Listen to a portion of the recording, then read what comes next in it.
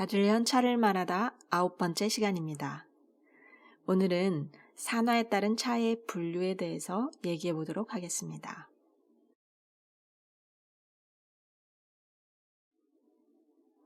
차잎의 산화를 기준으로 차종을 분류해 본다면 지금 보시는 그림처럼 분류하는 것이 자연스러운데요. 커다란 차잎 안에 옥시데이션이라는 글자 보이시죠?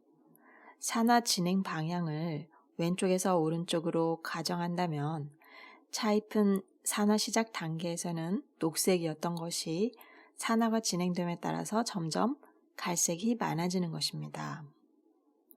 그림의 차잎 안쪽에는 백차, 우롱차, 녹차가 배치되어 있고 그 바깥쪽에는 녹차와 보이차라는 이름을 배치를 했는데요. 왜 이렇게 배치를 했는지 잠시 후에 아시게 될 겁니다. 여러분, 똑같은 식물을 가공했는데 왜 녹차는 녹색이고 우롱차나 홍차는 갈색을 띠는지 궁금하셨던 적이 없었나요? 아니면 절대 같은 식물은 아닐 거라고 생각했었나요? 여기 이름이 보이는 모든 차종은 식물 분류상 같은 종류의 식물을 가공한 것이 맞습니다. 그런데도 색깔의 차이가 나는 이유는 차잎의 제조 과정에서 산화작용을 가감한 데 따른 것이지요.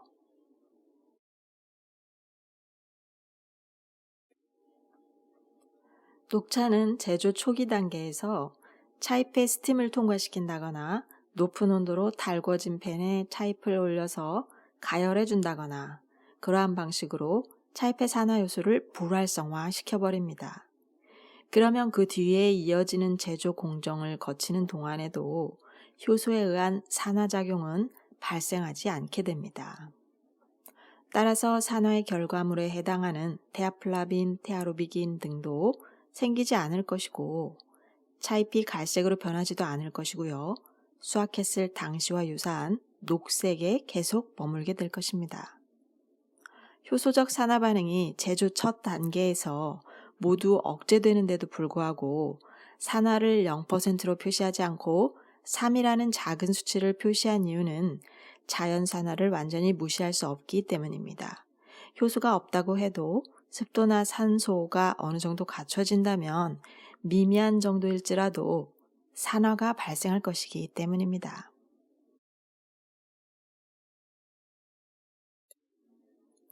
백차는 의도적으로 환경을 조성해서 효소적 산화 반응을 유도하지는 않지만 반대로 또 녹차처럼 산화 효소를 불활성화해서 산화를 억제하는 공정도 없다는 점이 큰 특징이 되겠습니다. 그냥 건조만 해서 수분 함량을 낮추고 그래서 완성차가 되는 겁니다.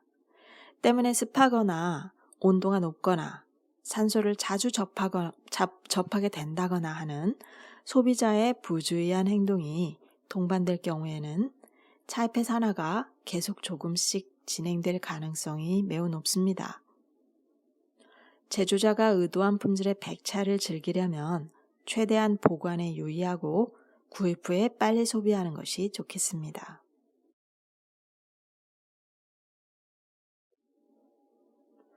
우롱차는 적게는 10%, 많게는 80% 정도의 효소적 산화작용을 거쳐 제조됩니다. 따라서 우롱차의 차잎 색깔은 녹차스런 녹색도 있고 홍차스런 갈색도 있고요. 그 중간쯤 해당되는 색도 있습니다. 녹색 계열은 아무래도 낮은 산화일 것이므로 가데킨 함량이 녹차와 유사할 것이고 갈색 우롱차는 반대로 홍차와 유사한 수준의 테아플라빈과 테아로비긴이 함유되어 있을 수 있을 것입니다.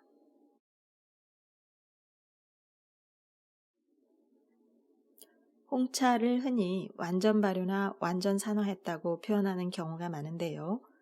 산화라는 표현이 더 적합한 것이 되겠고요.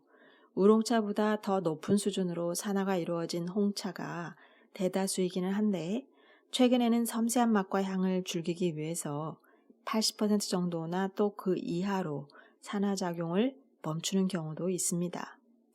예를 들면 다즐링 퍼스트 플러쉬 같은 것들이 그런 경우에 해당합니다.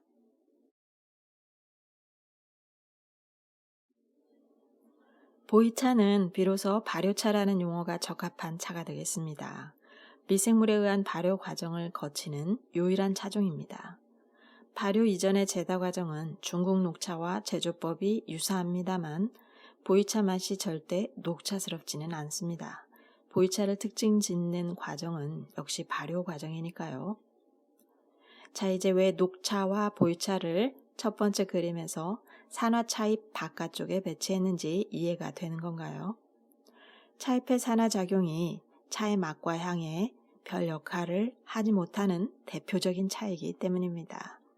반대로 차입 안쪽에 배치했던 백차, 우롱차, 홍차는 산화가 차의 특징을 만드는 중요한 역할을 하는 것이죠.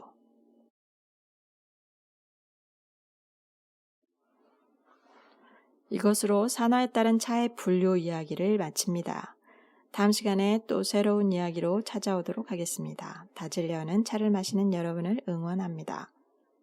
다음 시간까지 즐거운 티타임 되세요.